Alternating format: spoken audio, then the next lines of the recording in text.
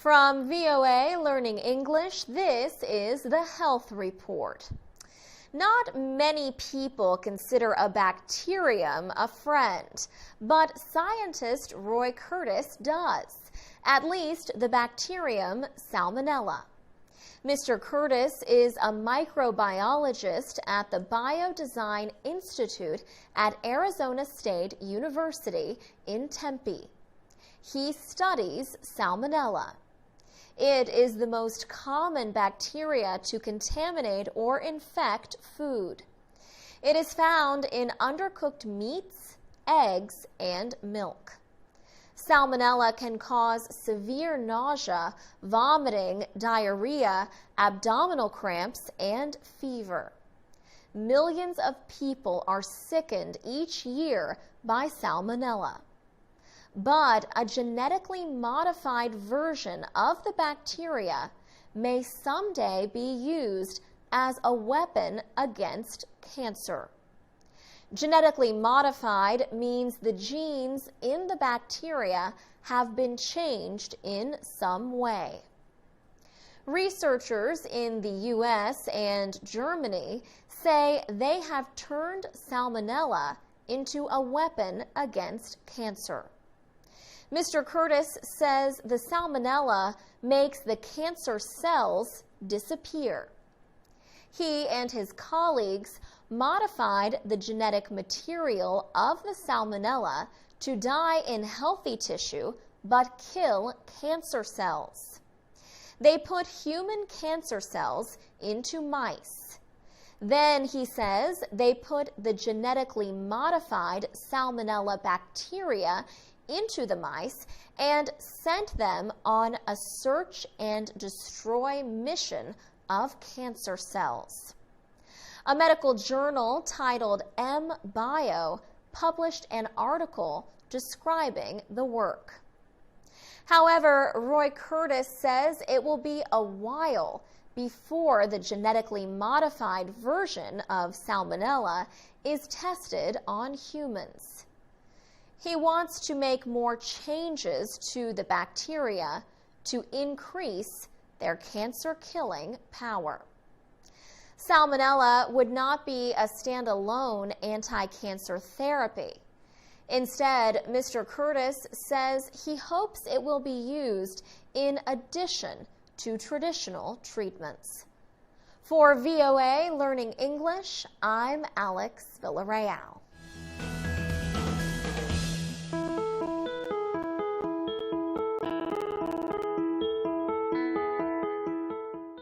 From VOA Learning English, this is the Health Report.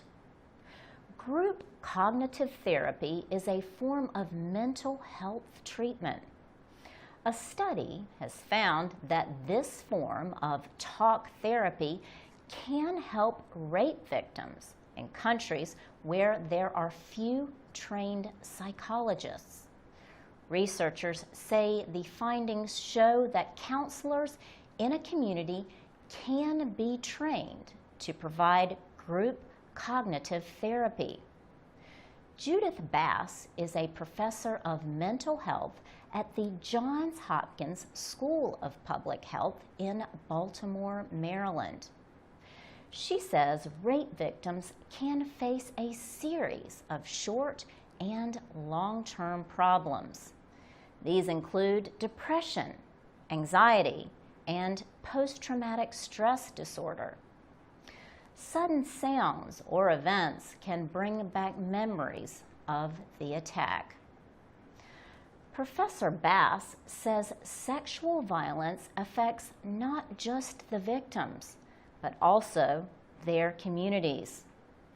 Warring groups use rape to dehumanize and humiliate their opponents. Judith Bass says women who are raped often suffer from social stigma in their communities. They experience fear and worry about whether they can meet the needs of their families. Cognitive behavioral group therapy has been shown to work in Western countries. Judith Bass and other researchers investigated whether it could help women in the Democratic Republic of Congo. The DRC has faced more than 30 years of conflict since 1960.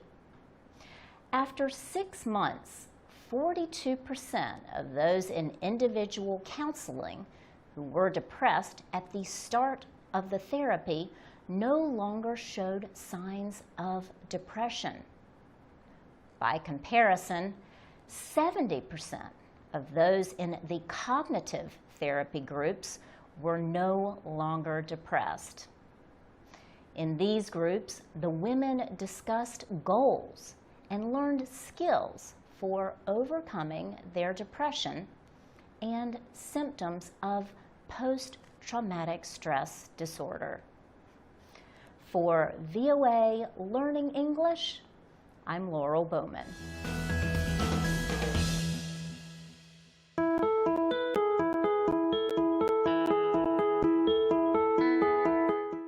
From VOA Learning English, this is the Health Report. Green spaces are ones filled with plants, trees, and flowers. But these days, outdoor time competes for a child's attention with indoor activities like computers, television, and electronic games. Spanish and U.S. researchers studied whether a lack of outside activity in green spaces affects schoolwork. Dr. Payam Dadvan works at the Center for Research and Environmental Epidemiology in Barcelona, Spain. He and his team studied more than 2,600 children from 36 schools in the city. The kids were 7 to 10 years old. The researchers used information from satellites to learn how much green space surrounded each school. Over 1 year, the children took computerized tests 4 times to measure memory and attention span. The researchers then compared the amount of green space near each school with the test scores. They found that the children who were close to more green space had a better ability to memorize and were more attentive. The team says air quality is the main reason for the results. Trees help reduce air pollution.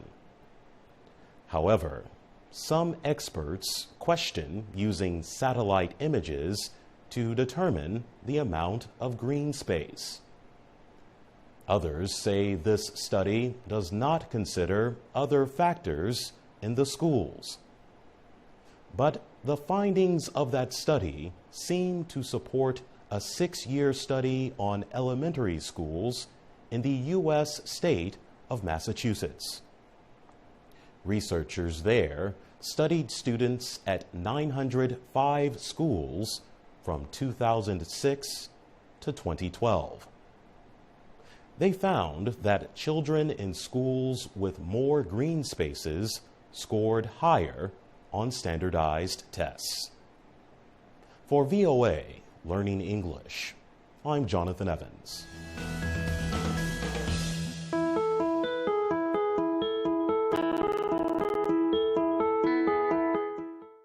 From VOA Learning English, this is the Health Report. Imagine forgetting everything you have ever done in life. Jobs you held, a marriage you built, the children you raised, your friends, your travels, everything. For many older people, such severe memory loss is a reality. A man in Tennessee tries to help the old with the pain that can come with memory. Doug Oliver worked as a mental health care provider. He is retired now, but he volunteers at a daycare center for senior citizens in the southern U.S. city of Nashville, Tennessee. He goes there and talks with people about their past. Mr. Oliver uses a technique called guided conversations to help older people remember their past. Guided conversations are planned, purposeful talks. Mr. Oliver says it is important to get patients to connect memories of the past to the present and the future. These connections help a person reach memories that are buried deep away in the brain. To do this, the volunteer uses memories of good experiences and bad, successes and losses. Guided conversations start with memory recovery. But the aim of the talks is not just to remember. Guided conversations also help people regain a sense of self-worth. Mr. Oliver says the people realize through the process that they were and still are important. This helps fight depression in older people. Mr. Oliver says sometimes he thinks about quitting. He has an eye disease and cannot see well. For him, getting to the daycare center and home again can be difficult. But he says he always decides to continue his work. He says he knows he is where he needs to be, doing what he should be doing. For VOA Learning English, I'm Alex Villarreal.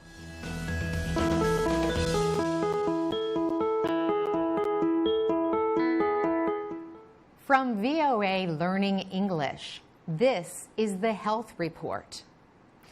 A recent agreement between the American Heart Association and China could reduce deaths from heart attack and stroke in China.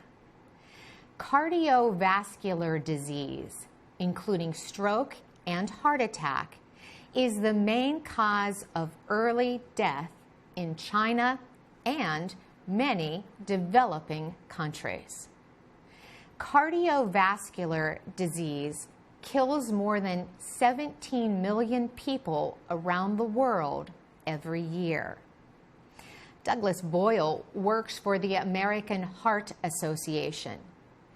He said the partnership with China can help people live longer and healthier lives. The agreement has three main parts. It calls for increasing opportunities for U.S. researchers, healthcare providers, and public health specialists to meet with those in China. The agreement also includes sharing cardiovascular research. And finally, it calls for training in China of life-saving techniques such as cardiopulmonary resuscitation, or CPR. CPR can restart a stopped heart. CPR has helped lower death rates from heart disease in the United States by 30%. Improvements in medical science and educational campaigns about preventing heart disease also played a part. The American Heart Association says teaching CPR to the people of China may help save lives. But will a bystander in China give CPR to a complete stranger? Several media reports have suggested that people in China may resist helping strangers in medical emergencies. This could be because the person helping can be held legally responsible for damage to the injured person. For VOA Learning English, I'm Carolyn Presutti.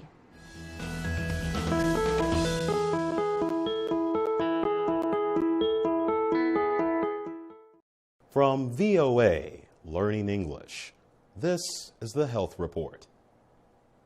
As we begin a new year, we thought you might like to revisit Learning English Health Report stories that were popular with you in 2014. They aired on our TV, radio, and website programs. Based on your comments, we know many of you like self-improvement stories. You like to read about staying healthy and living a long life. You like to know how your brain works best and what can affect your power of memory. Here are some highlights from the Health Report for 2014. We all sit a lot. The story Sit Less, Live Longer explored the dangers of sitting too much. It encouraged people to get up from their desks and move more at work. Many of you described in your comments how you move and exercise during the day. Some of you shared stories of losing weight and fighting illness to enjoy a more active lifestyle. Our listeners like their brains, and they seem to like reports on how to use their brains most effectively. For example, we wrote about a study that found if you write your class notes by hand, you will remember them better than if you type them.